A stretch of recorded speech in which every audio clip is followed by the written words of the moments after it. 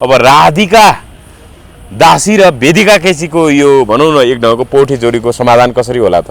कहाँको हर्क साम्बा कहाँको ज्ञानबहादुर शाही भनेर पनि मान्छेहरूले हैन त्यो तुलना योग्य नै होइन भन्ने हिसाबले पनि कुरा गरिरहेका छन्।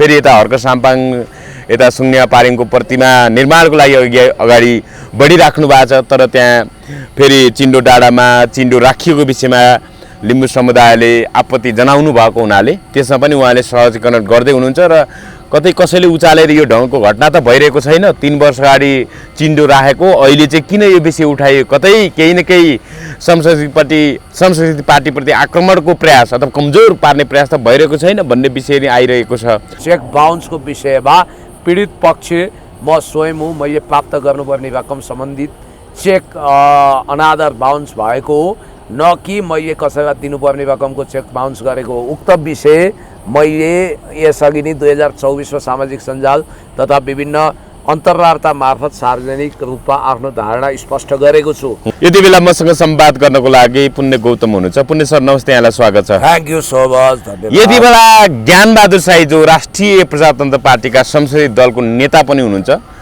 उहाँ राजसभा विरुद्ध तीव्र असन्तुष्टि जनाइराख्दाखेरि एक ढङ्गले काँड कोराकोर भुँडी फोराफोर भनेर तपाईँले भाइरल एउटा डायलग बोल्नुहुन्छ। त्यस्तै अवस्था छ।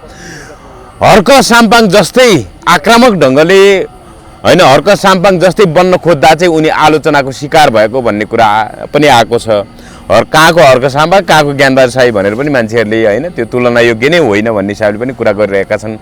फेरि यता हर्क साम्पाङ यता सुन्या पारिङको प्रतिमा निर्माणको लागि अगाडि बढिराख्नु भएको छ, तर त्यहाँ फेरि चिन्डो डाँडामा चिन्डो राखिएको विषयमा लिम्बू समुदायले आपत्ति जनाउनु भएको हुनाले त्यसमा पनि उहाँले सहजीकरण गर्दै हुनुहुन्छ र कतै कसैले उचालेर यो ढङ्गको घटना त भइरहेको छैन। 3 वर्ष अगाडि चिन्डो राखेको अहिले चाहिँ किन यो विषय उठाइयो? कतै केही न केही संस्कृति पार्टीप्रति आक्रमणको प्रयास अथवा कमजोर पार्ने प्रयास त भइरहेको छैन भन्ने विषय नै आइरहेको छ। र सँगसँगै यति बेला राष्ट्रिय स्वतन्त्र पार्टीका सांसद आशिका तामाङ चाहिँ चेक बाउन्स प्रकरणमा जोडिएकी छिन्, मुछिएकी छिन्। उनी अमेरिकामा रहेकी सुषमा बुढाथोकीले होइन, मलाई चाहिँ होइन अब आशिका तामाङ भन्ने व्यक्तिलाई कुष्मा बुढाथोकीले चाहिँ आशिका तामाङसँग मेरो चिन्जान पनि छैन, तर कसरी उहाँको नाम रह्यो मेरो चेकमा भन्ने कुराहरू आइरहेका छ। यता फेरि आशिका तामाङ लामो स्ट्याटस लेख्दै म चाहिँ पीडित हुँ, मेरो पैसा आउनु थियो यताउता भन्ने कुरा गरिरहेका छन्। तर कुष्मा बुढाथोकीले भने मलाई ब्ल्याकमेल गरियो भन्ने हिसाबले आशिका तामाङको तर्फबाट ब्ल्याकमेल गरिएको भन्ने विभिन्न आरोप लगाउँदै राष्ट्रिय मानवाधिकार आयोग लगायत विभिन्न ठाउँमा उजुरी गर्ने कुराहरू पनि आइराखेको छ। राष्ट्रिय मानवाधिकार आयोगको कार्यालयसम्म यो विषय पुगेको भन्ने कुराहरू आइराखेका छ। पुण्य सर कसरी हेर्नुभएको छ? यता ज्ञानबहादुर शाही आफ्नो असन्तुष्टिको भडास पोख्दा एक ढङ्गले नयाँ तरङ्ग आएको छ, के भन्नुहुन्छ? पहिला कुरा गरौँ ज्ञानबहादुर शाही उर्फ ज्ञानेन्द्र शाहीजीको विषयमा। तपाईँले ठिकै भन्नुभयो। हर्क साम्पाङ बन्ने चाहना त धेरैले पाल्न सक्छन्, तर नक्कल गरेर कोही अक्कल बिनाको नक्कलले हर्क साम्पाङ हुँदैनन्। हर्क साम्पाङ बन्न खोज्दा आजै आफै 3 भल्ड्याङ खाउन् ज्ञानबहादुर शाहीले। हर्क साम्पाङज्यू हुनको लागि सिसाको घरमा बसेर अर्काको सिसाको घरमा पत्थर फ्याँक्नु हुँदैन, ढुङ्गा हान्नु हुँदैन, पहिलो नम्बर। दोस्रो, हर्क साम्पाङ हुन तपाईसँग हिलोबदोलोमा चटाइमा गुन्द्रीमा बसेर देश जनता विकास समृद्धिको पक्षमा स्वच्छ छविका साथ इमान्दारी साथ अगाडि बढ्ने क्षमता प्रतिभा हुनुपर्छ। तेस्रो कुरो, भविष्यमा म कहिले पनि रासपा हुन चाहन्न। रासपाको नीति ठिक छैन, विचार ठिक छैन, त्यो पार्टी गलत छ, त्यसका क्रियाकलाप गलत छन्, त्यसको अतीत कुख्यात छ, त्यसको वर्तमान पनि राम्रो छैन र भविष्यमा पनि यो पार्टीले देश डुबाउँछ भन्ने प्रष्ट चिन्तन लिन सक्नु पर्यो हर्क साम्पाङ हुन। अर्को, हर्क साम्पाङ हुन प्रगतिशील र समाजवादी सोच चाहिन्छ। तर उहाँले यसो हेर्नु, ओहो हर्क साम्पाङ हाई छन्, जताततै उनको इज्जत छ, नाम छ, प्रतिष्ठा छ, वाइ नट म पनि यही कुरा सिको गरेर म पनि अब चर्चामा आउँछु, ठोक्छु अब रासपाला भन्ने लाग्यो। अनि विगतमा आफूलाई त्यो रासपामा जान नदिएको, ढोका बन्द गरिदिएको, अनि नभेटेको, महत्त्व नदिएको, वास्ता नगरेको सबै पीडा भडासेकैचोटि पुगे। अनि राप्रपाबाट हनुमान जम्प लगाएर उता रासपा जोइन गरेर अथवा बाहिरै बसेर पनि मन्त्री हुन चाहेको, अनि त्यो इच्छा बालेन रविले पुरा नगरेको, हेर्दा हेर्दै आफूभन्दा जुनियर ठानिएको, हातमा टिओबीको ट्याटु खोप्ने मान्छे मन्त्री भइसकेको, यो आदि कुण्ठाले गर्दा उनी जापान गएपछि दुर्वासा रूपमा प्रकट भए। अब त्यहाँ राजीव खत्रीहरूले, खगेन्द्र सुनारले दाबी गरे अनुसार उनको रात्रिकालीन खानपिन बिग्रिया थियो थिएन, जापानिज कडा रक्सीको कमाल भयो थाहा भएन मलाई, किनभने म जाड रक्सी चुरोट बिडी खैनी सुपारी पान गाजा भाङ नखानी र पनि नक्कली जडेया बनाइदिए। 1 रुपियाँ चुनुराम काहीँ भ्रष्टाचार नगर्ने हर्ग साम्पाङलाई पनि सुम्नीमा पारुवाङ बनाउँदा करोडौँ रुपियाँ जग्गाको अधिमूल्याङ्कन गरेर घोटाला गरेको, अनि 30-40 लाखमा बन्ने पुललाई 1.5 करोडसम्म लगानी गरेर त्यहीँ झ्वाम पारेको भनेर आफै भ्रष्टाचारको मुद्दा खेपेका सेतादारी कपालवाला मान्छेले बदनाम गरिरहेको बेला अब ज्ञानेन्द्र साई जसले अरिङ्गाल रूपी राष्ट्रपाको गोलोमा ढुङ्गा हान्दिनु हो, बिचकिएका अरिङ्गालले त टोक्ने नि भए। फेरि ज्ञानेन्द्र साई भने चाहिँ भविष्यमा राष्ट्रपा हुन चाहने व्यक्ति पनि हो। अब यहाँनिर उहाँको प्लान बी विफल भयो, अर्थात् उहाँ राष्ट्रपा हुने सपना हमेसाको लागि तुइयो। अब उहाँले अब हिजै मैले भिडियो देखाएको छु, फेरि देखाउनु पर्दैन, एकदम सिधा स्पष्ट रूपमा रवि सुदन र बालेनलाई रोस्ट गर्दै रविलाई चारवटा बिहा गर्ने सहकारी ठग भन्न भ्याए, सुदनलाई हातमा टिओबीको ट्याटु खोप्ने अनि टिओबी ग्याङ अर्थात् देश खरानी बनाउन हिँड्ने भन्न भ्याए, बालेनलाई गजडी ग्याङ भनेर गाजा सजा खाने अनि सिंहदरबार जलाउन हिँडेको के अरे प्रवोक गरेको व्यक्ति भन्न भ्याए होइन। त्यसै गरी नाना थरी गाली गरेका छन्, अनि तिमीहरूको बाउ तेरा बाउ भनेका छन्। अब हुँदा हुँदा विदेशमा बसेर उता रेमिटेन्स दोहोर यता राष्ट्रिय अर्थतन्त्रको ठेकी भर्ने देशभक्त नेपाली दाजुभाइ दिदीबहिनीलाई पनि हिलो छ्यापेका छन्। तिमीहरू उहाँ बसेर जम्पल हान्छौ, यो गर्छौ ऊ गर्छौ भनेर बदनाम गरेका छन्। र त्यसपछि उनीले जति आलोचनाको सामना गर्नु पर्यो त्यो अकल्पनीय थियो। अहिले पोस्ट पनि हटाइसकेका छन्, हटाएर के गर्नु, यत्र सर्वत्र भाइरल छ, अहिले त पोस्ट हटाएका छन्। त्यस कारणले गर्दाखेरि ज्ञानेन्द्र साई आफै होइन, राष्ट्रपाको जापान शाखाले त उनलाई माफी माग्नुपर्छ, गम्भीर आपत्तिको विषय नै बनाएको छ नि यो। ज्ञानेन्द्र साईले अलि अन्टसन्ट चाहिँ बोल्या हुन् होइन, त्यसमा सत्यता होला, तर उनको भाषा शैली चाहिँ अलि मर्यादित भएन पुनः सर। संसदीय दलको नेता हुन त उनको असली हैसियत उदाङ्ग भयो, उनी को रहेछन् भन्ने कुरा चाहिँ जनताले चिन्न पाए। अलिकति नक्कली कुरा गरेर चिप्ला कुरा गरेर होइन, ज्ञानेन्द्र साई अलिकति राम्रै मान्छे हुन् भनेर मान्छेले विश्वास गर्छन् कि भनेर उनले चिप्लो गर्ने काम गरे यो बिचमा, तर वास्तविकता चाहिँ उनको उदाङ्ग भयो। वास्तवमा ज्ञानेन्द्र साई भन्ने मान्छे यस्तै अन्टसन्ट बोल्ने मान्छे हुन्, उनको न तर्क छ न कुनै विचार छ न कुनै सिद्धान्त छ, उनी ताकपरे तिहारी नत्र गोतामे फाल्का मान्छे हुन् भन्नेहरू पनि छन्। त्यही वास्तविकता चाहिँ उदाङ्ग भयो उनको अहिलेको अभिव्यक्तिले पनि सर। अब कुरा के हो भने वास्तवमा कतिपयले दाबी गरेका छन् वास्तविक ज्ञानेन्द्र साईको प्रतिबिम्ब चाहिँ लाइभमा झल्कियो। संसदमा देखिएका ज्ञानेन्द्र साई अलिकति लिफापोती गरेका, स्क्रिप्टेड भोकेर गएका, अलिक कस्मेटिक टाइपका हुन्। ओरिजिनल ज्ञानेन्द्र साई चाहिँ लाइभमा आयो भनेर पनि भनिरहेछन्। अब अर्को कुरा के छ भने ज्ञानेन्द्र साई आफै नैतिक रूपमा बलियो मान्छे होइनन्, यो कुरा दुनियाँलाई थाहा छ। अहिले त्यही भएर राष्ट्रपाका कार्यकर्ताहरूले ऊ मिन गुरुङ जो हर्क के अरे सुदन गुरुङको फ्यान भएछन्, उनले त उनको श्रीमती कहाँ छिन्, दलित श्रीमती कहाँ छिन्, पढाइ लेखाइको बारेमै दिल्लीराम खनालले एसएलसी र +2 को सर्टिफिकेट पेश गर्नु भनेका छन्। त्यसकारण खोइ तिम्रो एसएलसी भनेर उनले सोध्न भ्याइसके। करोडौँको गाडी र घर कसरी जोडियो भनेर पनि उनीहरूले भन्न भ्याइसके। त्यति मात्रै होइन, त्यो गोलबालवाला अङ्ग्रेजी बोलेको भिडियो पुरै ट्रोल बनाएका छन्। त्यति मात्रै होइन, पहिलो मेरो काम भनेको चाहिँ भारतीय सेनाको हतियार अडिट गर्ने भन्ने कुरालाई पनि पुरै तपाईँको बेइज्जतीपूर्ण भिडियो बनाएर हाँसेर होइन हाँसी मजाक बनाइरहेछन्, इमोजी लगाएर इफेक्ट लगाएर। त्यति मात्रै होइन, उनले चाहिँ अब तपाईँको भनौँ न के कुरा गरेका छन्। नासामा वैज्ञानिक रूपमा सेलेक्ट भएको कुरा गरेका छन्। सारा उनको होइन, अहिले पनि उनी त सीए पढ्या हुन् भन्छन् नि, कि सीए को फर्म भर्या हुन् कि पढ्या नै हुन्? होइन, अब यसपछि सजिलो कुरा छ। दिल्लीराम खनालजीले एसएलसी मा +2 को सर्टिफिकेट ल्याउनु, सीए को झासा दिनु अगाडि भन्नुभएको छ, त्यो ल्याइदिए भइगयो। अनि त्यति मात्रै होइन, कालीमाटीमा कोरोना कालमा एउटा दोकानबाट स्टोरबाट चामल 10 लाखको चामल खाद्य पदार्थ उठाएको र त्यसको पेमेन्ट नगरेको चेक बााउन्स भएको कुराको पनि न्युज ल्याएकै छन्। त्यति मात्रै होइन, अब हेर्नुहोस् त्यो बेइज्जती गर्ने तरिकाले त्यो प्रेसर कुकर बेचेको पहिला के गरेको यिनको औकाते त्यही हो भनेका छन्। तर एउटा कुरा चाहिँ व्यक्तिले मजदुरी गरेर होला के गरेर होला त्यो ठुलो कुरो म भन्दिनँ, तर बोल्ने भाषा शैली राजनीतिक चाहिन्छ। मामुवाला हुनु हुँदैन, छाडा हुनु हुँदैन, रफ वर्ड स्ल्याङ वर्ड हिँड्नु हुँदैन, साले जस्ता तेरा बाउ जस्ता शब्द प्रयोग गर्नु हैन। एउटा सांसद जस्तो मान्छेले सालाहरू, उनी विपक्षी दलको नेता पनि हुन् राप्रपाको। अझ म राप्रपाको अध्यक्ष हुन्छु भन्ने महत्त्वाकांक्षा राखेका छन्। अहिले सबभन्दा बढी खुसी साथ खुशबु ओली र राजेन्द्र लिङ्गदेन छन्। उनको सपना त यता पनि टुङ्गियो, उनको अँध्यारो भविष्य देखिन्छ। किनभने राजा राजा राजा भन्थे, त्यहाँ पनि चिप्लिए। अब रासोपामा उनी छिर्न चाहेका, मन्त्री बन्न चाहेका, त्यहाँ पनि चिप्लिए। जनकजीलाई म एउटा कुरा भन्छु, कोही कोही ह्युमन नेचर कस्तो हुन्छ कसै कसैको भने स्याडिस्ट हुन्छ। जस्तो ह्युमन साइकोलोजीको व्याख्या गर्दा कुनै केटीलाई अचाक्लै कसैले मन परायो, त्यो केटीले इग्नोर गरी या उसको अन्तर्विवाह हुने, ऊ मूर्ख क्रूर रहेछ भने एसिड पनि छ्यापिदिन सक्छ, एट्याक पनि गर्न सक्छ मन परेको केटीलाई। अनि यदि त्यो गर्न सकेन भने, त्यो गरेन भने पनि चरित्र हत्या गर्छ। यिनलाई रासोपा असाध्यै मन परेको, फेरि रासोपामा यस्तै चरित्रको मान्छे फिट हुन्छ, तर उनी रासोपा हुन पाएनन् किनभने ढोका बन्द गर्थे।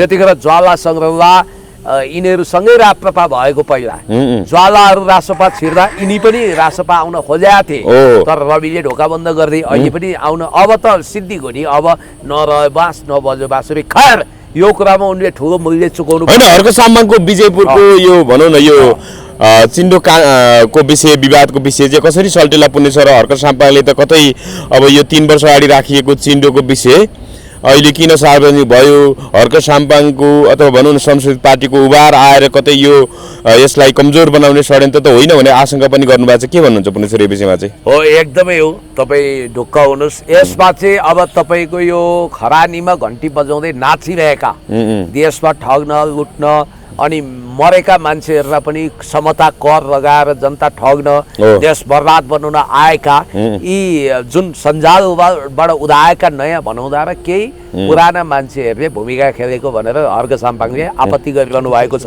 यो चिन्डोको कुरा त 3 वर्ष अगाडि नै हो।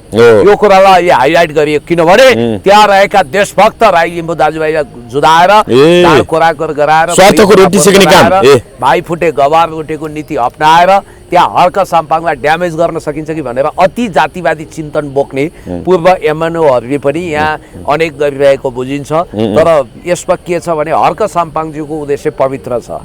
हाम्रो आस्थाको धरोहर, हाम्रो सांस्कृतिक धरोहर सुम्निमा पारुहाङ पार्क भन्ने कुरा धेरै अगाडि बढिसक्यो। त्यो प्रतिभा त्यहाँ स्थापित हुनुपर्छ भनेर केवल राईले मात्रै होइन, सबै किराँत सभ्यताका मात्र होइन, वैदिक सनातनी हामी सबैले भनिरहेका छौँ। मैले पनि यथाशक्य सहयोग गरेका छु। इन टाइम बन्नुपर्छ, श्रमदान पनि होस्। अब लिम्बूहरूलाई उकासेर, त्यहाँ देशभक्त लिम्बूहरूलाई उकासेर चाहिँ यहाँ विजयपुर डाँडामा या त लिम्बूहरूको अस्तित्व थियो या कहाँ राईले अतिक्रमण गरेको भनेर भाइ फुटे गवार लुटे, divide and rule, the clash of civilization and remaking of old अर्डरमा स्यामुअल पी हन्टिङटनले भने जस्तै सभ्यताहरूको द्वन्द्व त्यहाँ गर्न खोजिएको छ। खबरदार, राई लिम्बू भनेको त्यहाँ असाध्यै मिलेका छन्। राई लिम्बू मात्रै होइन, राई लिम्बू, तामाङ, गुरुङ, मगर, बाहुन छेत्री सबै हितेरी मितेरी साथ पानी र माछाको सम्बन्ध सहित मिलेर बसेका छन्। त्यहाँ जुदाउने बजाउने फुट ल्याइदिने, हर्क साम्पाङलाई प्रभाव पार्ने, उहाँलाई समाप्त पार्न सक्ने यो खेला अवश्य पनि असफल हुनेछ। हजुर, भनेपछि त्यहाँ अब राई लिम्बू समुदाय एकअर्कामा मिलेरै जानुहुनेछ। चिन्डोको विषयमा धेरै कोकोहोलो मच्चिँदैन। त्यहाँ हर्क साम्पाङले त्यसको मेडिएटरको भूमिका राम्रोसँग खेल्नुहुन्छ र उहाँले मिलाएर लान सक्नुहुन्छ पुनेश्वर? अवश्य अवश्य मिलाएर लानुपर्छ, मिलाएर लान पनि सक्नुहुन्छ। उहाँको खुबी पनि छ, क्षमता पनि छ। उहाँ फेरि कुनै जाति विशेषप्रति हिरिक्क हुने होइन। भलै उहाँ राई हुनुहुन्छ त्यो बेग्लै कुरा हो, त्यो कल्चरप्रति उहाँ गर्व गर्नुहुन्छ। यसको मतलब त उहाँ कवि प्रदीप कुमार राई व्याकुल माइलाले भने जस्तो, सयौं थुङ्गा फुलका हामी एउटै माला नेपाली, सार्वभौमै फैलिएका मेची महाकालीको मर्म र भावना अनुरूप अगाडि बढ्नु भएको छ। त्यसकारण उहाँले गरेको काम सतत रूपमा अगाडि बढाउनुपर्छ। हजुर पुलिस सर, अब आशिका तामाङको प्रसङ्ग जाउँ। आशिका तामाङको विषय असाध्यै अहिले हट केक को विषय बनिराखेको छ, हट केक जस्तो होइन विषय तातिराखेको छ। तपाईँले कसरी हेर्नुभएको छ? अहिले चेक बााउन्स प्रकरणमा चाहिँ आशिका तामाङ मुछिएको 1 करोड भन्ने कुरा आइराखेको थियो, विभिन्न सञ्चार माध्यममा पनि समाचार आयो। आज आशिका तामाङले लामो स्ट्याटस लेख्नु भएको छ। खास गरी त्यो त कहाँसम्म जोडिँदो रहेछ भने अहिले आशिका तामाङले जसरी जर्मनपति थोमसलाई विवाह गर्नुभयो, त्यसमा चाहिँ पहिला चाहिँ त्यो कुसुमासँग भन्नाले विवाह गर्ने कुराहरू तिमीले छोड्यो अनि मैले बिहे गरेँ भनेर पहिला लेखेको कुराहरू यहाँ उहाँले पुरै पहिलाको 2024 को स्ट्याटस पनि सेयर गर्दै लामो स्ट्याटस लेख्नु भएको रहेछ। अलिकति पढेर सुनाऊ म, कि तपाईँ नै पढ्नुहुन्छ? हुन्छ, तपाईँ पढ्नुहोस्। ओके, आशिका तामाङले के लेख्नु भएको छ भने झन्डै 4 घण्टा भइसकेको छ, 1 घण्टा अगाडिको स्ट्याटस हो। त्यसपछि म तपाईँलाई अनि फर्दर विश्लेषण गर्न लगाउनेछु। आशिका तामाङ, कुसुमा बुढाथोकीजी, तपाईले म आशिका तामाङलाई चिन्दिन भन्नुभएको कुरा सार्वजनिक रूपमा आएको देखेँ, त्यसैले केही तथ्य सार्वजनिक रूपमा राख्न आवश्यक भएको छ।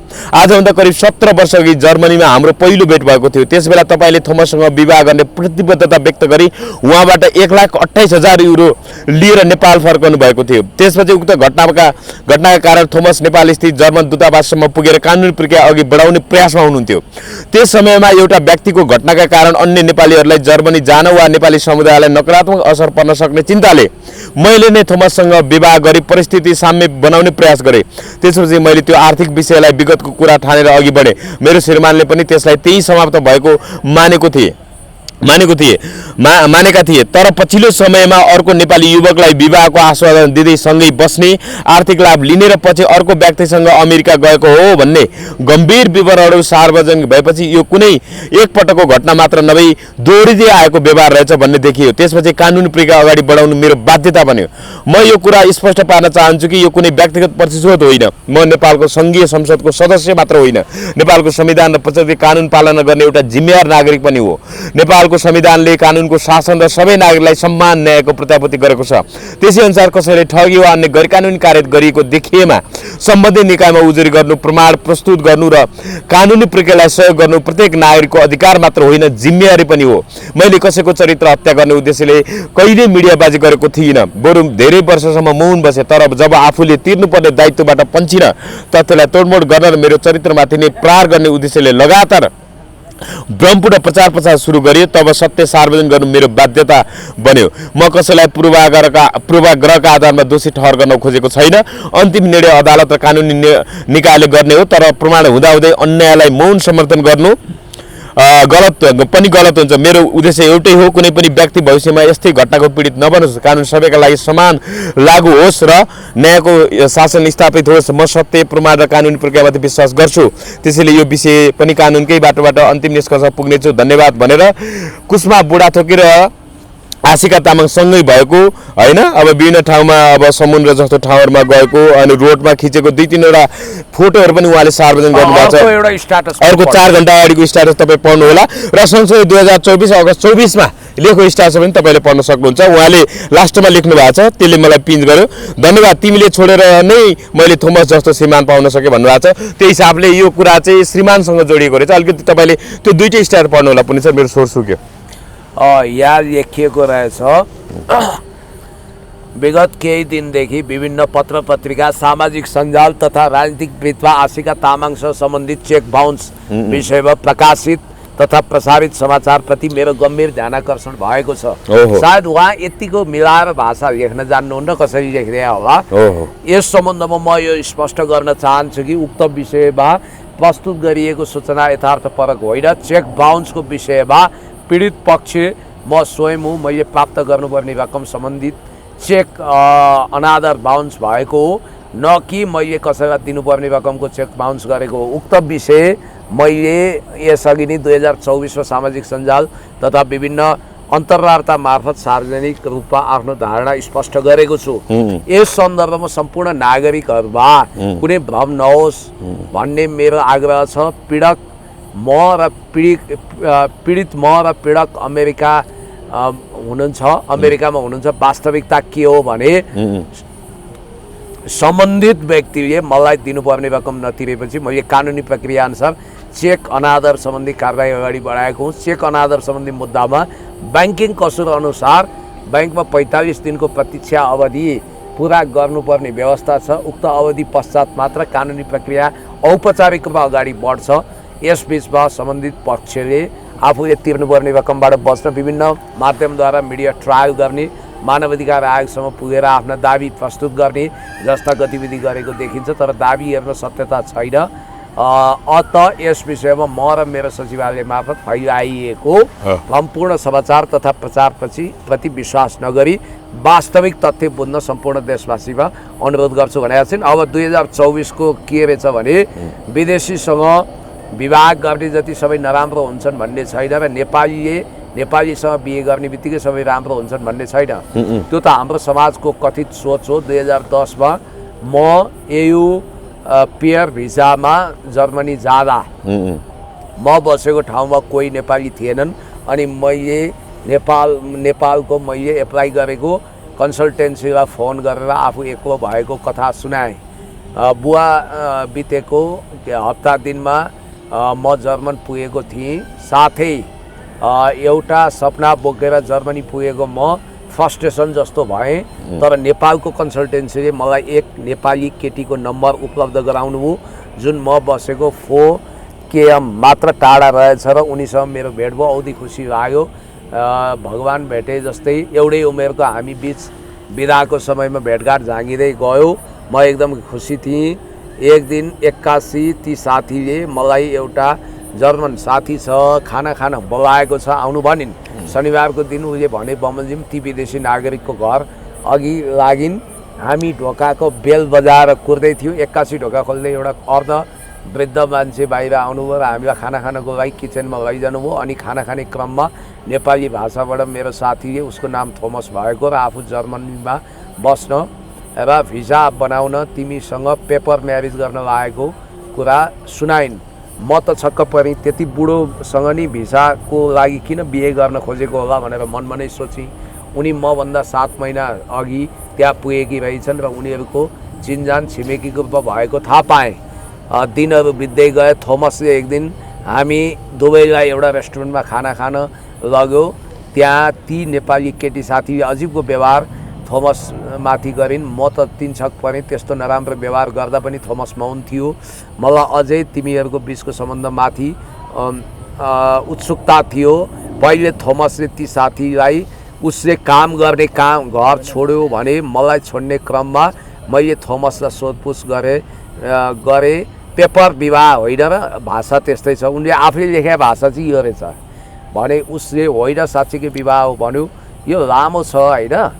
अब होइन पढि भ्याउनु न। लास्टमा उहाँले तपाईँले छोड्नुभयो तिमीले छोड्यो अनि मैले गरेर पेपर विवाह होइन भनेर साँच्चीकै विवाह हो भन्यो। म आफै दुविधामा परेँ। कुरा सत्य नभएर पछि मैले अर्को साथीको भेटमा ती केटी साथीसँग सोधेँ तिम्रो बोयफ्रेन्ड छैन र नेपालमा? उसले सहर चाहिँ आफ्नो बोयफ्रेन्ड भएको तर आफूले भिसाको लागि मात्र थोमससँग बिहे गर्न लागेको सुनाइन् र फोटो पनि देखाइन् नेपाली केटाको। अनि उनी नेपालमै रहेछन् र थोमससँग बिहे गर्न सम्पूर्ण कागजात नेपालको जर्मनी एम्बेसीमा पठाएको पनि बताइन्। बिस्तारै मलाई जर्मनी बस्न मन लागेन। 3 महिना बित्दै थियो। म नेपाली केटी साथीले झुटमाथि झुट बोलिन्। व्यवहार नि खास राम्रो लागेन। एक्लो मात्र अनुभव हुने। नेपाल छोडेर भारत नपुगेकी म जर्मनी त के अर्को संसारमा मलाई टिक्न गाह्रो भयो। म नेपाल फर्किएर आएँ। नेपाल आएर म क्लिनिकमा काम गर्दै थिएँ। 81 मलाई थोमसको के भयो होला बिहे भयो कि नाइ भनेर याद आएर एक दिन शनिबार थोमसको घरमा नम्बरमा फोन गरेँ। मेरो साथी र तिम्रो विवाह भयो त? उसले तिमी नेपाल गएपछि तिम्रो साथी नि नेपाल केही महिना पछि नेपाल फर्किएको बताए। म त छक्क परेँ। भन्नाले कुशमा बुढा थोकी कुशमा नेपाल आइन्। दाग में कुछ काला है जस्तो लाग्यो। थोमसलाई केरकार गरेपछि बल्ल उसले ओकालो नेपालमा म डाक्टर पढ्छु भनेर थोमससँग 1,30,000 युरो लिएर आएकी रहेछ। कुशमाले त्यसरी लिएको रहेछ सापट। म फेरि सक परेँ। एसएलसी पास नगरेको मान्छेले कसरी आशिकाको बनाइन्छ भनेर मलाई थोमसले आफ्नो पैसा सबै लगेको र बिहे गर्न भनेर सबै आफन्तलाई इन्भिटेसन बाँडिसकेको बताए। अनि उनको नेपालको नम्बर पनि दियो। मैले कल गर्ने बित्तिकै मलाई बेस गरी थर्काई गुन्डादेखि पैसा दिन्छु तेरो मुख बन्द गरिदिन्छु भनिन्। म झन् सकमा परेँ। ओहो थोमसलाई त मुर्गा पो बनाएको रहेछ। त्यसपछि मलाई तिनले नै सबैबाट ब्लक गरिन्। अर्को पटकको फोनमा मैले थोमसलाई सबै बताएँ उनको व्यवहार बारे। थोमसले आफूले कमाएको सबै पैसा दिएको र 1 युरो पनि आफूसँग नभएको र बिहेको निम्ति बाँडिसकेको कुरा गऱ्यो। फोनमै रोयो। त्यसपछि मैले जिन्दगीमा एउटा ठुलो निर्णय लिएँ र त्यो साथीको ठाउँमा आउँछु, म आउँछु तिमीसँग बिहा गर्न भनेर 2012मा फेरि जर्मनी गएँ र मैले उसको आफन्त छिमेकी अदालतमा गएर बिहे गरेँ।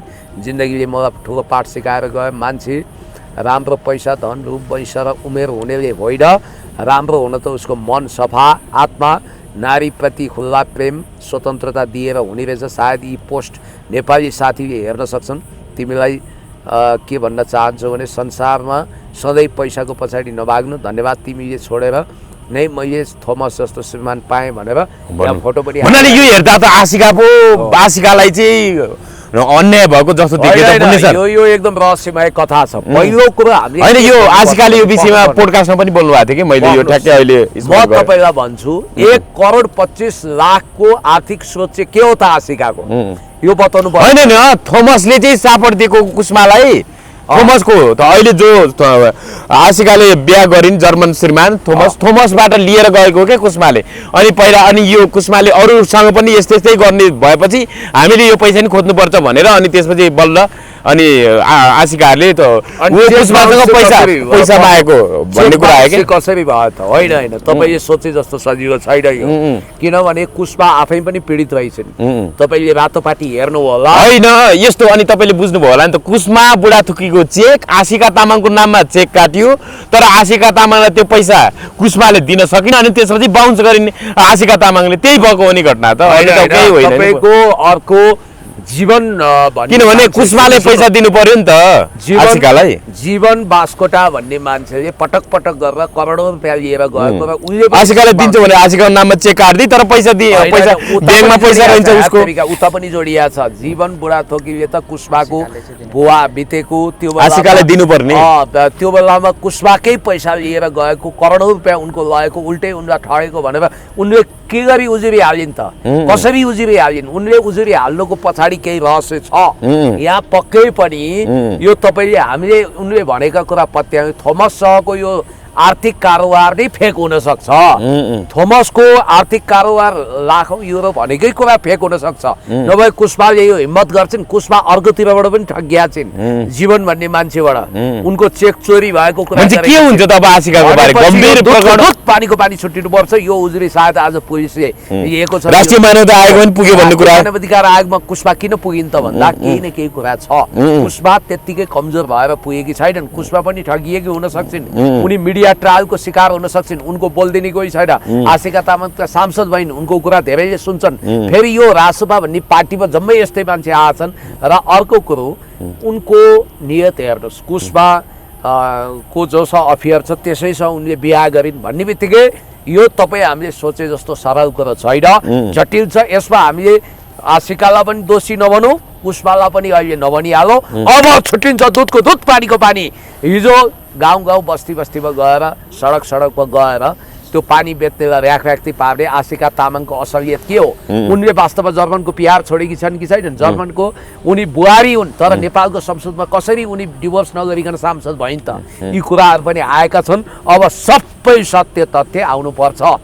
हजुर, अब ज्ञानेन्द्र साईको विषयमै अलिकति कुरा गर्दा चाहिँ पुण्य सर, ज्ञानेन्द्र साईको विषयमा चाहिँ खगेन्द्र सुनारले के भन्नु? कालो चस्मा कटाक्ष हान्नु भएको छ। कालो चस्मा लाएर बालेन भनेको मै हुँ भनेर झुक्काएर चुनाव जिते हैन ज्ञानेन्द्र साईले भनेको। खगेन्द्र सुनारले नाम ज्ञानबहादुर भएर पनि मान्छे ज्ञानी हुँदैन, एक सिटेले 2/3 हेपेको सही हुँदैन भनेर भन्नुभएको छ उहाँले। होइन, त्यो त अब उनले भन्छन् कि उनी पनि त्यस्तै हुन्। तुलामा राखेर जोख्यो भने यी दुवै हल्लाखोर हुन्, दुवै एकदम असभ्य तरिकाले बोल्ने, दुवै अराजनीतिक, दुवै संस्कार नभएका हुन्। त्यस कारणले गर्दाखेरि यो उस्तै प्रवृत्ति भएकाहरूको लडाइँ हो। हक्वा गर्दै सिङजुरा फुलाएर जान्छन्। अब कसले कसको सिङजुरा खुस्काइदिन्छ? अब ज्ञानेन्द्र साईको अलिकति तागत कमजोर होला, सत्ता उनीहरूसँग छ, अल्गोरिजम उनीहरूसँग छ, संयन्त्र उनीहरूसँग छ। पहिलोचोटि आफ्नो लोकप्रियताको घमण्ड गर्ने ज्ञानेन्द्र साईको घमण्ड चुरचुर भएको छ। उनी हदै अलोकप्रिय भए, उनी हदै खेदिए। हर्क साम्पाङलाई पनि खेदाएका थिए, तर उहाँ कसरी टिक्नु भने उहाँसँग नैतिकताको मिसाल छ, उहाँसँग एउटा इमान्दारिताको स्टामिना छ, त्यसकारण उहाँलाई हल्लाउन सकेनन्। तर ज्ञानेन्द्र साईको त जग कमजोर छ, त्यसकारण त्यो लडाइँमा उनी लत्रिएको, सरेन्डर गरेकै बुझिन्छ। अब होइन, एउटा कुरा के भने ज्ञानेन्द्र साईले आधारभूत रूपमा यी कुराहरू हिजो किन उठाएनन्? हर्क साम्पाङले संसद बहिष्कार गरौँ भन्दा विरोध मात्रै गर्ने हो, किनभने राष्ट्रपाललाई हामी साथ दिन्छौँ भनेर बेला बेलामा किनभने हो त्यसको मूल्य उनी चुकाउँछन्। रवि लामिछानेले उनीलाई देखिन सहने रहेछन्। अब यही देखिया छ, उता रवि लामिछाने र स्वर्णिम वाग्लेले पनि दूषित थामी रिसोर्टमा गएर के खिचडी पकायो भन्ने कुरा त आइरहेछ त सबैले। अब पुण्य सर, यो आशिकाकै विषयमा कुराकानी गर्दा चाहिँ जस्तो कुष्माले पहिला चाहिँ यो आशिका भन्ने मान्छे नै मैले चिनिया छैन, मेरो कसरी चेक बााउन्स हो भन्ने कुरा गर्ने, अनि आशिकाले त अहिले त फोटो भिडियो सबै हालेकी छिन् त। अनि कुष्माले आशिकाले चिनेकै छैन भनेर चाहिँ किन भनिनु होला पहिला चाहिँ? अब यो कुरो प्रहरीले छानबिन गरोस्, हामी केही नभनौँ। चिनेका छन् कि छैनन्, फोटो के हो कसो हो भन्ने अन्तर्राज्य संयन्त्र उनीहरूको छ, सबै उनीहरूकै छ, आफ्नो हात जगन्नाथ। अब यो विषयलाई धेरै नतन्कौ, एकाध दिनमा यसको परिणाम देखिन्छ। हजुर, अब के छ यो सरकार, कतातिर जाँदैछ, कस्तो त्यो सरकारको भविष्य तपाईँले? अब तपाईँलाई स्पष्ट कुरा गर्छु, मैले बारम्बार भनेको छु, बालेनले यो सरकारलाई पूर्णतः बालेनकै सरकार बनाउन खोजे। के सुन्नुभयो तपाईँले? बालेनले यो सरकारलाई रासपा होइन बालेन सरकार बनाउन खोजेका छन्। ग्रान्ड डिजाइन बनाएका छन् कुमार बेनले।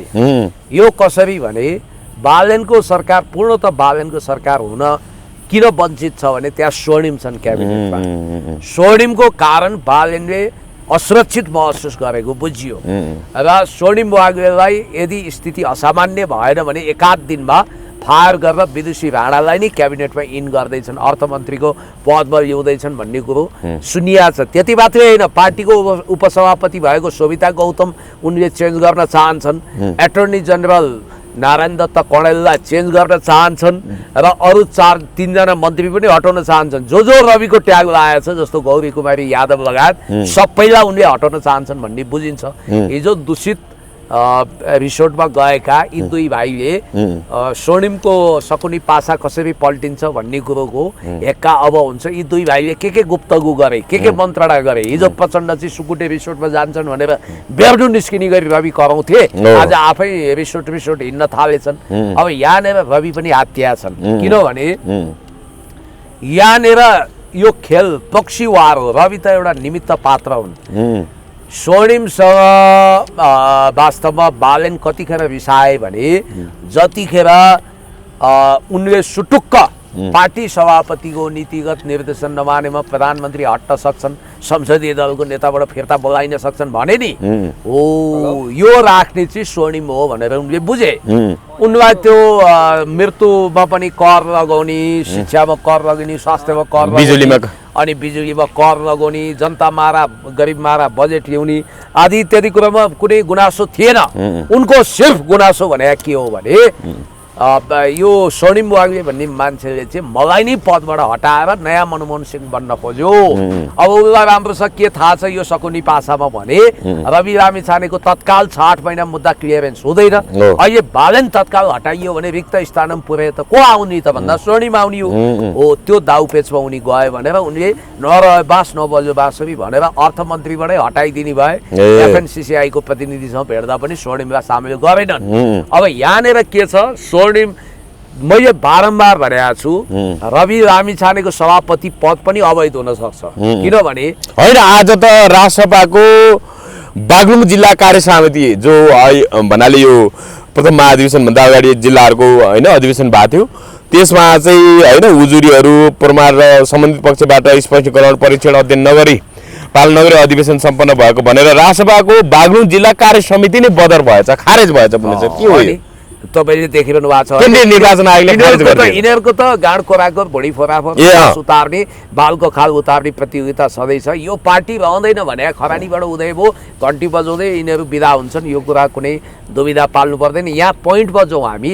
मैले बारम्बार भनेको छु रवि लामिछाने त्यो अवैध सभापति हो जसको प्रस्तावक नै महाधिवेशन प्रतिनिधि छैन, जसको प्रस्तावकै पार्टी सदस्य छैन। उस पार्टी सदस्य र महाधिवेशन प्रतिनिधि छैन भने कसरी सम्मेलन हलमा गएर रवि लामिछानेको प्रस्तावक बन्न सकौँ, नम्बर 1। नम्बर 2, अहिलेसम्म बालन शाहले हाम्रो पार्टी राजसभा भनेकै छैनन्, हाम्रो पार्टी भनेका छन्। त्यो घन्टी पार्टी भने घन्टी त उनले चुनाव चिन्ह लिएको 15 रत्न तुलाधर र यो एकनाथ ढकाल जस्तो उनले हार्न लिएको हो त्यो चुनाव चिन्ह। उनी काहीँ अहिले वेबसाइट नपत्या अपडेट गरेको वेबसाइट हेर्नु, त्यहाँ कहाँ स्वर्णिम के अरे बालन शाह उनको मर्यादामा भन्नाले मर्यादा क्रममा उनको नामै छैन। त्यसकारण सायद उनले नै आफ्नो नाम नराख्न भने या घन्टीवालाले नि उनलाई हटाए। यो बुझ्न सकिएको छैन। तर स्पष्ट कुरा के हो भने रवि लामिछानेका सांसदहरू रासपा होइन कि बालन सरकारमा सामेल भएका हुन् र अब उनले बालन सरकारै बनाइदिन्छन्। बालन सरकार बनाउने क्रममा आवश्यक परे मध्यावधि फेस गर्न तयार छन्, संसद विघटन गर्न तयार छन् बालन। त्यति मात्रै होइन, विपक्षीसँग मिलेर जान तयार छन्, गगनसँग जुगलबन्दी गर्न तयार छन्।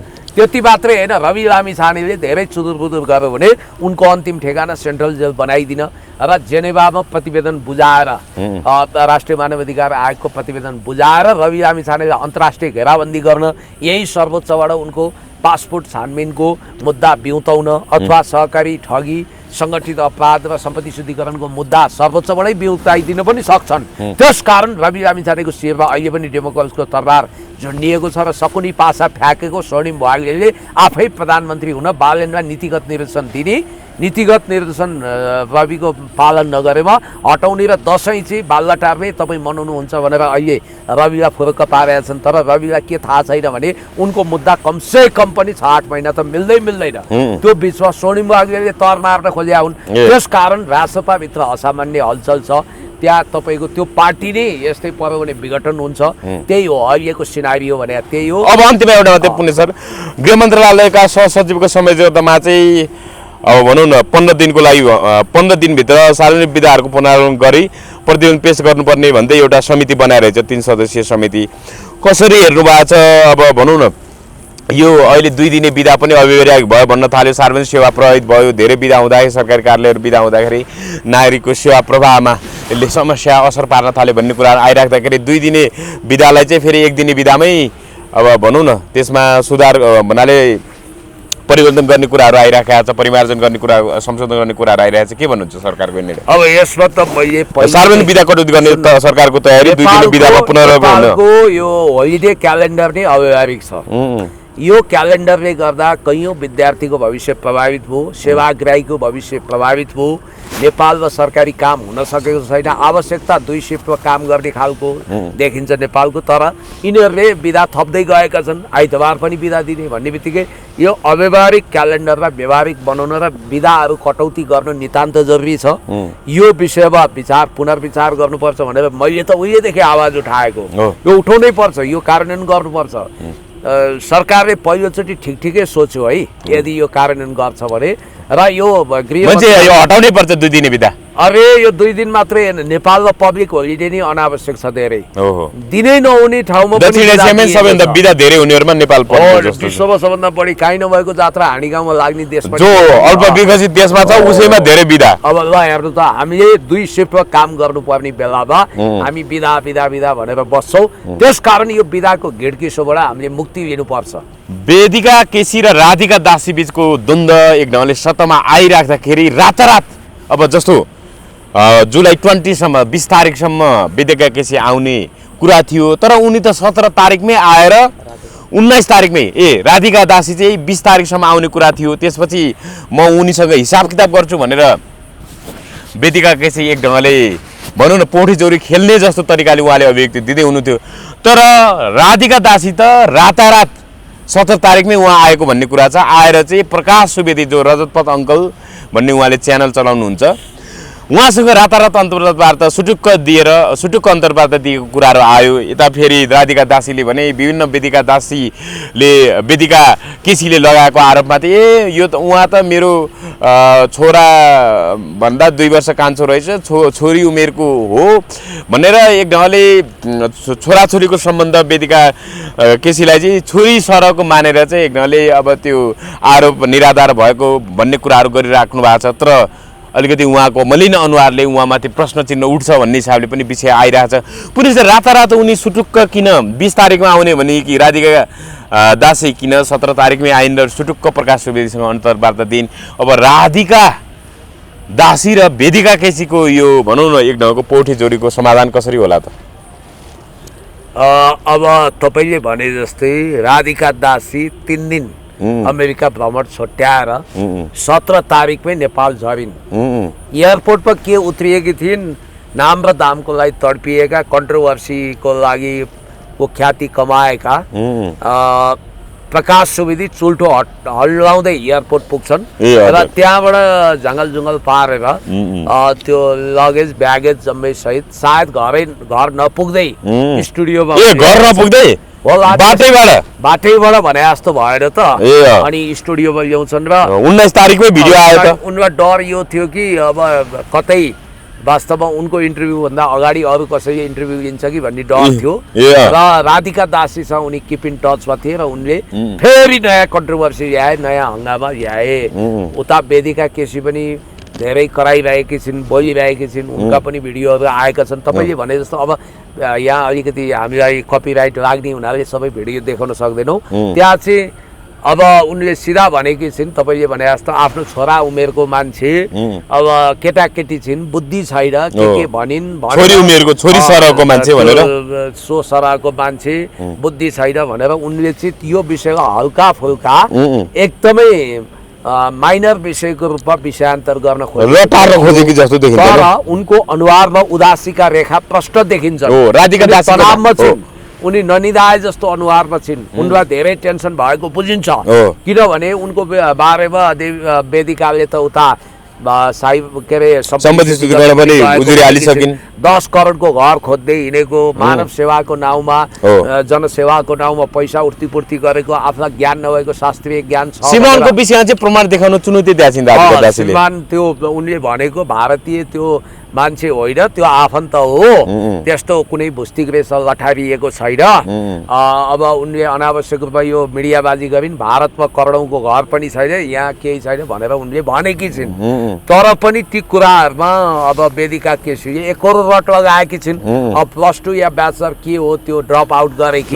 तपाईको छोरी हो भने छोरी नै छ र आमा यो भनेर प्रमाण सहित ड्रप आउट भन्ने हिसाबले कुरा गरिरहेछन् उनी। के कम उनले पनि एउटा भिडियो जारी गरेर चाहिँ यो चाहिँ कपिराइट लाग्दैन होला, उनको फेसबुकबाट हो। यो एकचोटि म तपाईँलाई सो गर्छु उनले के भनेका छिन्, या सुनौ, त्यसपछि बाँकी हामी थप कुराकानी गरौँला। या वेदिका केसीकै एउटा हेरौँला। हाम्रो राधिका दासी हो, म ठ्याक्कै यहाँ हाम्रो राधिका दासीजीको सो हेर्दैछु यहाँ प्रकाश सुवेदी सोमा। अनि उहाँले चाहिँ मलाई अब छोरी नै भन्नुभएको रहेछ, उहाँको छोरा भनेर 2 वर्षमा सेट रहेछ र मम्मी नै भनेर चाहिँ राधिका मम्मी तपाईँले त्यत्रो सोमा गएर पनि झुट बोल्ने आँट आयो है, प्रमाणसँग देखाउनु त भनेर। तपाईँले भन्ने 20 तारिक आउँछु अनि बसेर छलफल गर्ने भनेर तपाईँको दाइले फोन गर्ने मलाई। तपाईँ 17 तारिक आएर लुकीछिपी गएर इन्टरभ्यू दिइदिने, अब यसमै टुङ्ग्याउँछु भनेर सोचेर दिनुभएको होला मम्मी तपाईँले होइन। राधिका मम्मी तपाईँ मसँग छलफलमा आउनु, हामी दुईजना बसेर मिडिया राखेर लाइभमा आउँ, म हजुरलाई चुनौती दिन्छु मम्मी है। हस्बेन्ड मैले भनेको कुरा हो, तपाईँ यदि मैले बोलेको कुराहरू झुटो हो, मसँग प्रमाण छैन भने किन डराउनु भएको छ? आउनु मसँग लाइभमा आउनु, म लाइभमै सबै प्रमाण देखाउँछु, मिडियाकै गएर देखाउँछु, तपाईँसँग राखेरै देखाउँछु। अब त्यो एक त सुरुमा सबैभन्दा इम्पोर्टेन्ट विषय भनेको तपाईँलाई कसरी थाहा भयो प्रकाश अङ्कलको सोमा मैले तपाईँको बारेमा बोलेको छु भनेर, कसरी भ्रामक प्रचार भइरहेको भनेर पठाउनु भयो, सुनेर त पठाउनु भयो होला। भनेपछि प्रकाश सो भित्रैको मान्छेले तपाईँलाई त्यो मैले बोलेको क्लिप प्रोभाइड गरेको हुनुपर्छ होइन। फर्स्ट कुरा नोटिस हुनुपर्ने यो हो। र सेकेन्ड कुरा के हो भन्दा तपाईँ आउने बित्तिकै कसैलाई थाहा नदिकन डाइरेक्ट प्रकाश सुवेदी सोमा गएर बोल्नु भयो कि यही टुङ्ग्याउँछु, यो केटलाई नराम्रो देखाइन्छु, अलिकति म राम्रोसँग बोल्छु अनि भयो भनेर होइन। खाँदै हेर्दै तपाईँको त्यही भएर अलिकति यहाँ काट्यो। ल अब हेर्नुहोस् कुरा यस्तो छ, भनेपछि वेदिकाले उठाएका कतिपय कुराहरू प्रक्रियागत रूपमा त्रुटिपूर्ण भए पनि उनले उठाउन खोजेका कुरा गम्भीर छ है। हजुर। मुख्य कुरो जनकजी एउटा के ध्यान दिनुपर्छ भने यो साउनको महिना, हो। शिवजीको महिना, हरियाली छाएको छ, हो, हो। चारैतिर हरिया चिजहरूको वस्त्र गहना आदि इत्यादिको छ। यो व्रत लिने बेला यतिखेर हामी भगवान श्री पशुपतिनाथको पावन पवित्र मन्दिरको परिसरमा छौँ, यहाँ माथि इटाटोलमा छौँ। हो। मैले के भन्नुपर्छ भने यहाँनिर वकालत गर्नको लागि एलएलबी वा एलएलएम गर्नुपर्छ, अर्थात् बार काउन्सिलले तपाईँलाई प्रमाणपत्र पनि दिनुपर्छ। बिएमई नगरिकन ऊ इन्जिनियर हुन सक्दैन। दबाई बेच्न जान्यो भन्दैमा ऊ डाक्टर हुँदैन, एमबिबिएस एमडी गर्नुपर्छ भने जस्तै यो पण्डित हुन, पण्डिती हुन, कथा वाचन गर्ने योग्यता चाहिँ के हो त? न जाऊ कृष्णजी, न जाऊ कृष्णजी, वृन्दावनमा हामीलाई छोडी न जाऊ कृष्णजी भन्या भरमा पण्डित भजन गाएकै भरमा त्यो त माता हुने, त्यो त भजन गायक हो, भजन गायिका हो। ए भजन गायक र गायिकालाई महाकथा महापुराण वाचक भन्न मिलेन। कुरा के हो भने काम, क्रोध, लोभ, मोह, मद, मात्सर्यबाट मुक्त नभइकन त्यो सन्तात्मा मुक्तात्मा पण्डित हुन सक्दैन। अब भित्र तामसिक भोजन गर्ने, अब तपाईँको थरी थरीका मासु अनि रक्सीहरू खाने, ढ्याउ ढ्याउ गर्दै आउने, बाहिर बिहान नुहाएर जय शम्भो श्री कृष्ण गोविन्द हरे मुरारे हे नाथ नारायण वासुदेवा ओम त्र्यम्बकम यजामहे सुगन्धिम पुष्टिवर्धनम उर्वारुकमिव वन्दनान् मृत्युर्मोक्षे मातृतात भन्दैमा म के संस्कृतको विद्वान हुन्छु, महाविद्वान हुन्छु। तपाईँलाई याद होला गरुड पुराणमा समेत फरर पहिला संस्कृतको श्लोक पढ्नुपर्छ हुँदैन, त्यसपछि मात्रै त्यहाँ उल्था हुन्छ नेपालीमा। भने राधिका दासीले वृन्दावन वा कहीँ गएर 6 महिना ट्रेनिङ लिँदै भए, राधिका दासी एको होइन, त्यस्तो जमातै छ यहाँ। राधिका दासी वा उनी जस्तै मान्छेले 6 महिने तालिमको आधारमा न शास्त्री गरेको छ, न आचार्य गरेको छ, न शास्त्रमा पारङ्गत छ, न 4 वेद पढेको छ, न 18 पुराण खारेको छ, न उपनिषदको ज्ञान छ, न जाऊ कृष्णजी भन्ने भाका हालेर कुनै सबै ग्यालेक्सीको टिचर अझ वेदिकाले त मादल बजाउने कुराको पनि स्मरण गराएकी छिन् भने उनी रातारात महापण्डित बनिन्। यहाँनिर प्राध्यापक डाक्टर रामचन्द्र गौतम अनि त्यसपछि कमल नयनचार्य गौतम अनि दिनबन्धु पोखरेलको मान्यता छैन, उनीहरू फिक्का छन्।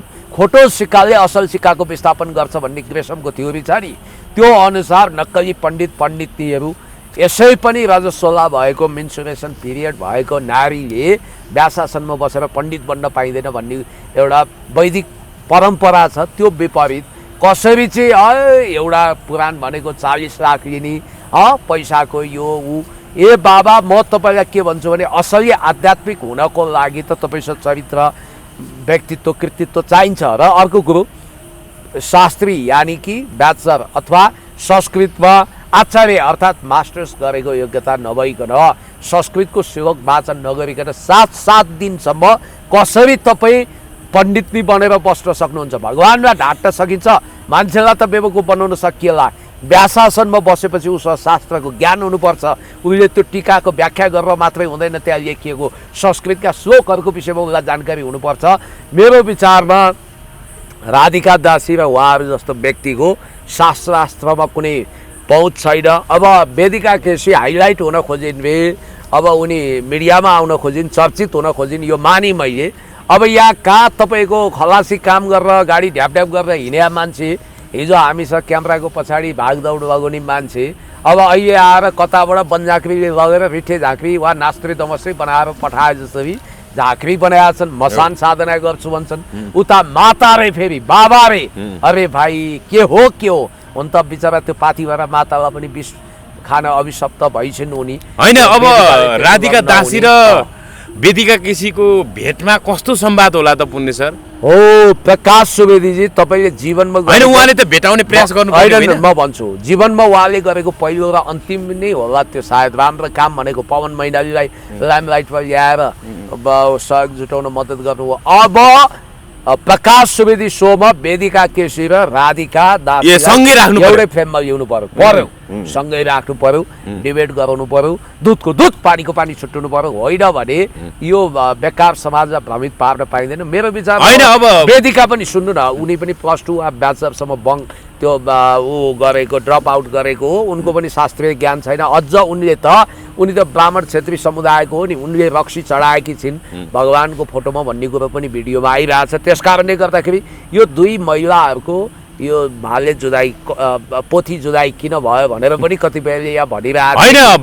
राधिका दासीले चाहिँ एउटै मायकीहरूमा एउटै धार्मिक अनुष्ठानका कार्यक्रमहरूमा 40औं लाख 50औं लाख लिन्छन् भन्ने कुराहरू आइराख्दाखेरि उहाँले प्रकाश सुवेदीसँगको कुराकानीमा चाहिँ यो चाहिँ पहिला आयोजकले हामीसँग संवाद गर्नुहुन्छ, कुराकानी गर्नुहुन्छ, अनि उहाँले भनेको कुरालाई नै अब एउटा सहमति भएर जान्छु, मैले यसरी यति नभई आउँदिनँ भने जस्तै त्यसको डिमान्ड गर्ने 40औं लाख 50औं लाख लिने कुरा होइन।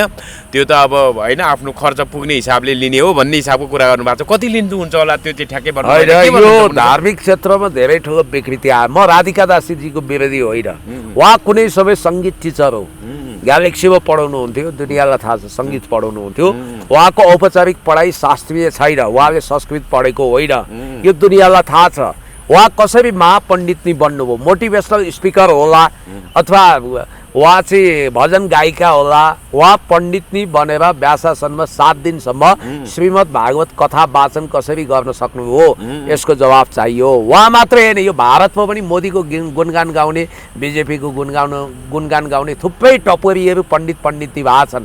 राम रहिम बाबा रक स्टार जस्ता थिए, अहिले जेलको तिहार जेलको चक्की पिस्दैछन्। अब आशाराम बापुले त आफूलाई भगवान नै साबित गराएका थिए, अहिले तिहार जेलमा छन्। यो धर्मको नाउँमा विकृति गर्ने, ठगी धन्दा गर्ने, जनता झुक्क्याउने, ठग्ने, आफूलाई भगवान साबित गर्ने यो धेरै छन्, धेरै। त्यो बागेश्वर धाम बाबा भन्ने एउटा चटकी पनि यहाँ आएको थिए। यस प्रकारले वास्तविक शास्त्रीय ज्ञान नभएका, शास्त्रको गहिरो ज्ञान नलिएका यस खालका धन्दा सेठहरू फटिचर मान्छेहरू धेरै छन्। म पहिलो कुरो के भन्छु भने भारतमा के भयो छोडिदिनुहोस्, तर नेपालमा कमसे कम तपाईँ यदि पण्डित हुनु छ भने तपाईँसँग वेदको ज्ञान हुनु पर्यो। स्वामी प्रपन्नचार्य भन्ने नि काले राईले 4 वेद 18 पुराण खारेका थिए। अनि तपाईँसँग योगी नरहरिनाथको जस्तै क्वालिटी चाहिन्छ सबैमा भन्न खोजे होइन, ऊ संस्कृत वा शास्त्री वा आचार्य हुनु पर्यो। पण्डितहरूको एउटा संस्थाले के डिक्लेरेसन गर्नु पर्यो भने कोही व्यक्ति संस्कृत वा शास्त्री वा आचार्य छैन, संस्कृतका श्लोकहरू भन्न सक्दैन, श्रीमद् भागवत कथा वाचनमा पारङ्गत छैन भने खबरदार उनीहरूलाई कथा वाचक हुने अनुमति छैन भन्नु पर्यो। यहाँ कसरी चाहिँ मान्छे रातारात पण्डित बनाइए, यो कलाकारिता हो, मान्छे ढाँट्ने कुरा हो, छल्ने कुरा हो। तर यहाँनिर नि पुण्य सर घुस लिनु र दिनु दुवै अपराध हो भन्छन् नि। एउटा भनौँ न यो भन्नाले यो कानुन यो अपराध शास्त्रमा अथवा भनौँ कुनै यो चाहिँ भन्ने गरिन्छ भने घुस लिनु दिनु दुवै अपराध हो भने अब अन्धविश्वास हो भने माता धामी झाँक्रीको विश्वास गरेर अनावश्यक रूपमा होइन स्वास्थ्यमाथि खेलबाड गरिएको छ भने त्यो त विश्वास गर्ने नागरिकहरूको पनि त दोष होला नि, होइन र? एक और माता झाँक्रीले मात्रै दोष दिन मिल्छ त? उनीहरू किन गए त त्यहाँ विश्वास गर्दै? यस्तो हो कि मान्छे धेरै सोझा हुन्छन्, थाहा हुँदैन, कच्चा वैद्यको मात्र भने जस्तो मान्छेको सेन्टिमेन्टसँग खेल्ने, मान्छेको भावनासँग खेल्ने, मोटिभेसनल स्पिकर वा भजन गायक गायिकालाई नि पण्डित नि भन्ने भ्रम पार्ने। असली पण्डित त अहिले रोएर बसेका छन्, शास्त्रको दुरुपयोग भयो भनेका छन्, तामसिक भोजन गर्ने, अब माछा मासु खाने, यस प्रकारको हिंसक क्रियाकलाप गर्ने मान्छे पण्डित भएका छन्। नक्कली पण्डितहरू, ग्रेसमको एउटा थ्योरी छ नि त अर्थशास्त्रमा, असली सिक्कालाई खोटा सिक्काले विस्थापन गर्छ भने जस्तो या त आफूलाई आलु जस्तो गायक भन्ने दुर्गेशले आनन्द कार्की रामकृष्ण ढकाललाई छायामा पार्ने, अब तपाईँको त्यो मास्टर नि जस्तो विकृत गीत निकाल्ने अहिले त हटाएछन्, ठिकै भयो, प्राइभेटमा राखेका छन्। अनि बेला पब्लिक हुन सक्छ। हेर्नुहोस् त विकृति, एउटा शिक्षकको इमेज त्यो हुन्छ, भल्गर हुन्छ, सेक्सी र बोल्ड अवतारमा हुन्छ, गुरुआमा भनेको एउटा पवित्र व्यक्तित्व हो। अब त्यहाँ त्यो दुरुपयोग गर्ने यो रोग यो विकृति चाहिँ उता दक्षिणी वायु भएर नेपालमा भित्रिएको हो, भारतबाट भित्रिया हो। ऊ भारतमा पनि देख्नु भएन कक्रोच जनता पार्टी भनेर त्यहाँ तपाईँको हङ्गामा सुरु भइसक्यो। मोदी बाल ज्यान जोगाएर आज संसद भवनबाट सुइँकुच्चा यो विश्वमा छिमेकीहरूमा हो, यो छिमेकमा पनि तनाव छ, किनभने नेपालमा हिजो डिप स्टेट मार्फत जे परिवर्तनको नाउँमा हिंसा मच्चाइयो त्यो रोगले भारतमा पनि छुन सक्छ। नेपालमा अस्थिरता मच्चाएको पाप त कराउन सक्छ नि उसलाई पनि, मोदीलाई पनि। त्यसकारण अब विषयवस्तुमै आउँ। वेदिका केसीले उठाएका कुराहरू व्यक्तिगत तहमा आए। उठाउनु पर्ने धेरै कुराहरू छ, जस्तो ओशो रजनीशको नाउँमा, बुद्धको नाउँमा ठगी गर्ने, व्यभिचार गर्ने, भ्रष्टाचार गर्ने, अरबौँको सम्पत्ति कुम्ल्याउने कति छन्। धार्मिक पण्डाहरू जसले धर्मको आडमा आफ्ना भगवान वा देवादिदेव महादेव सोचेर सर्वसाधारणलाई शोषण गर्छन्, धर्मको नाउँमा मान्छेलाई बेवकुफ बनाउँछन्। कच्चा वैद्यको मात्र एमोपुरीको जात्रा भने के हो भने औषधि गर्न नजान्ने वैद्यले दिएको औषधिको कारण मान्छेको ज्यान खतरक्क हुन सक्छ भने जस्तै यो ज्ञान, विवेक, चेतना, शास्त्रीय ज्ञान नहुने कसरी चाहिँ उनीहरूले त्यो कथा वाचन गरेर त्यो पूर्णता गर्न सक्छन्। फेरि श्रीमद् भागवत कथा वाचन भनेको अगति परेर बसेका आत्माहरू, तडपिएका आत्मा, स्वर्ग जान नसकेका प्रेत भएर बसेकाहरूको मोक्षको लागि गरिने कथा वाचन हो। त्यस्तोमा खेलवाड गर्न पाइन्छ।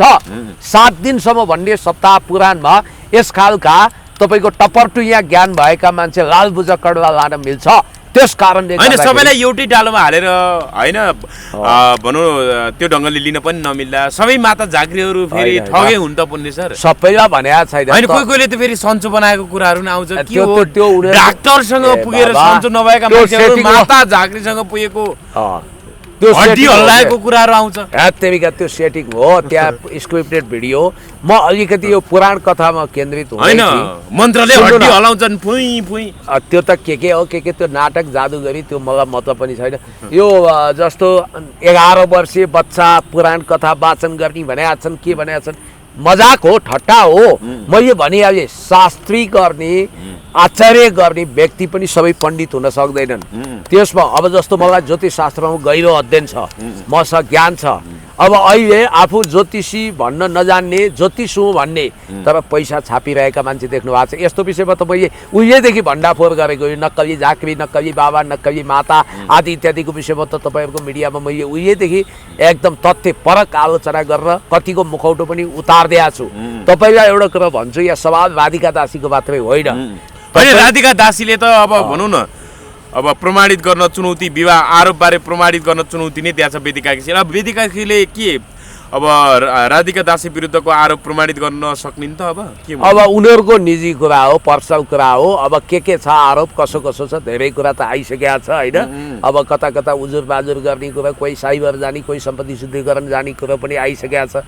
मैले भन्न खोजेँ एउटा कुण्डली हेर्छु भन्ने, ज्योतिष शास्त्र पढेको छु भन्ने मान्छेलाई 9 ग्रह के हो थाहा छैन।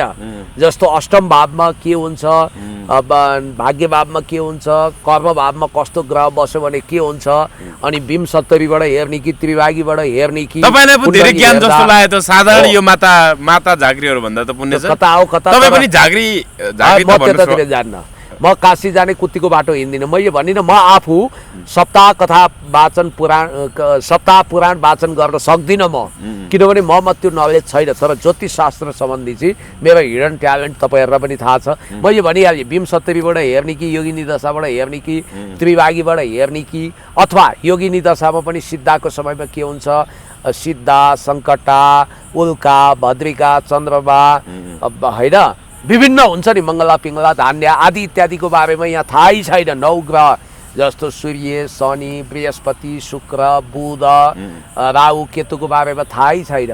अनि त्यति मात्रै होइन, कसको कुण्डलीमा के भाव, कुन भावमा कुन ग्रहको भाव कुनमा बसेको छ भन्ने थाहा नहुनेहरू ठुला पण्डित ज्योतिष भएका छन्। यो नक्कली कलीको जगजगी भएको देश हो। अब यहाँ के भन्नु छ र, राधिका दासी र यो वेदिका केसीले त मसँग छलफलमा आउनुस्, म तपाईँलाई प्रमाण देखाउँछु भनेर ओपन च्यालेन्ज दिनुभएको छ। अब के होला? दुईटैको चेतना र ज्ञान न्यून छ। यी दुईटै उस्तै प्रवृत्तिको भनेर पनि कतिले भनेका छन्। म कसैलाई पनि आलोचना गर्न चाहन्न। यहाँनिर शास्त्रमा पारङ्गत भएको व्यक्तिले बसेर राधिका दासीजीको पुराण कथा वाचन गर्ने क्षमता छ कि छैन टेस्ट गर्नुपर्छ। मलाई लाग्छ छैन, किनभने उनले 6 महिना तालिम ल्यायो। 6 महिना तालिमले कोही पण्डित हुन सक्दैन। तपाईँको श्रीमद् भागवत कथा वाचन गर्न सक्दैन है, यहाँ विकृति आयो। अब जुनु रिजाल गायिकाले समेत लेख्नु भएको छ, मलाई माहेकहरूमा भजन गाउन खुब मन पर्थ्यो। जब व्यास आसनमा बसेका गुरुहरूले आफ्नो समान आसन लिएर गाउन लगाउनुहुन्थ्यो, म भगवान्लाई धन्यवाद दिँदै खुब भजन गाउँथेँ। देवघाटमा क्लासिकल गुरु चण्डी काफ्लेज्यूहरूसँग नि गाएको थिएँ। पुराणमा दानका कुराहरू हुन्थ्यो, सक्नेले धेरै नसक्नेले 5 रुपियाँ भयो भने दान स्वरूप दिन्थे। माहेके अलिक कम लाग्थ्यो, त्यो बेला घर घर पुराण ल्याउने चलन थियो। अहिले विभिन्न प्रायोजनमा पुराणहरू लाग्ने गरेका छन्। वाचक वाचिकाहरूलाई विभिन्न प्रश्न उठ्न पनि थालेको रहेछ। धर्मले सत्मार्गमा लैजान्छ, सहयोगको भावना पैदा गर्छ, मेलमिलाप बढाउँछ, यो चाहिँ भन्न सक्छु। तर धार्मिक विवादमा को सही को गलत भनेर टिप्पणी गर्न मेरो चाहिँ औकातले भ्याउँदैन। सबैको जय होस्, मङ्गल होस् भन्नुभएको छ। उहाँले राधिका दासीको फोटो सहित तस्बिर हालेर के भन्नुहुन्छ? जुनुक रिजल्ट सुन्नु, अघि एउटा मित्र आउँदै हुनुहुन्थ्यो यहाँ, उहाँले भन्नुहुन्थ्यो जेबी समेत कथावाचक भयो त हुन नपाउने हो र उहाँ योग्यता चाहिँदैन। कस्तो कुरो, उहाँ गायिका हो, भजन गायिका हुनु र पुराण कथावाचक हुनु फरक। राधिका दासीले आफ्ना पुराण कथावाचकको रूप प्रस्तुत गरिन् के, जोसँग न शास्त्री छ न आचार्य। कुरा त्यहाँ हो, सबभन्दा गाठी कुरो चाहिँ उनी कुन योग्यताको आधारमा पुराण कथा। राधिका दासीले पुराण वाचन गर्न सुहाउँदैन, मिल्दैन, योग्यताले योग्यता क्षमता दिँदैन। उनले संस्कृतका श्लोकहरू पढ्न सक्दिनन्। हैन, म त कहाँ तालिम लिएको कहाँ पढेको भन्दै हुनुहुन्छ त। त्यो 6 महिने वृन्दावनको तालिमले हुन्छ। त्यसो भए त तपाईले औषधि बेत्त जान्ने सबैलाई एमडी घोषणा गर्दै भइगयो, डाक्टर भन्दै भयो, एमबीबीएस भने भइगयो नि। हो, त्यस्तै हो, यो मिल्दैन। मान्छे अब उहाँले त्यसो भए कथा वाचन छोड्नुपर्छ। हो, उहाँ भजन गायिकाको रूपमा हिँड्नुपर्छ, मोटिभेसनल स्पिकरको रूपमा हिँड्नुपर्छ। तर उहाँको व्यक्तित्वलाई धेरै रुचाउँछ नि राधिका दासी। रुचाए भन्दै कस्तो शालीन भद्र, हेर्नुस् कति मिलाएर बोल्न जान्ने मान्छे भन्ने हिसाबले त्यो योग्यताले पनि हुँदैन। संस्कृत मैले भनिहालेँ, श्रीमद् भागवत भनेको चाहिँ कोही व्यक्तिको पितृलाई तार्नको निम्ति, अगति परेका आत्मालाई शान्ति दिनको लागि यो समस्त पुराण कथा वाचन गर्ने हो। त्यो ज्यादै जटिल छ, त्यसको पुस्तक हेर्नु यति मोटो हुन्छ। म कहाँ पनि श्रीमद् भागवतको कथाको किताब छ। कसैले झाँक्री पेसा गर्छु, माता पेसा गर्छु भन्न नपाइने होइन। कस्तो योग्यता हुनु पर्यो नि। तपाईँसँग त्यो संस्कृतको कथा वाचन गर्ने क्षमता छ, बुझ्ने क्षमता छ, त्यसको लागि अध्ययन चाहिएन। तपाईँले ब्याचलर तपाईँको मास्टर के अरे ब्याचलर वा मास्टर्स नगरिकन कानुनमा तपाईँलाई वकिल हुन दिन्छ, इन्जिनियर हुनको लागि हो। त्यही कारणले भने औषधि बेत्त त जसले पनि जान्दछ होला होइन। औषधि बेत्त जान्यो भन्दैमा ऊ डाक्टर हुन पाउँछ। आयुर्वेदको औषधि त बेच्छन् त मान्छेले, डाक्टर नभए नि होइन। त्यो त अब गर्छन्, त्यो दुरुपयोग होला कति हो, त्यही हो कुरा। हस्, धन्यवाद पुण्य समयको लागि।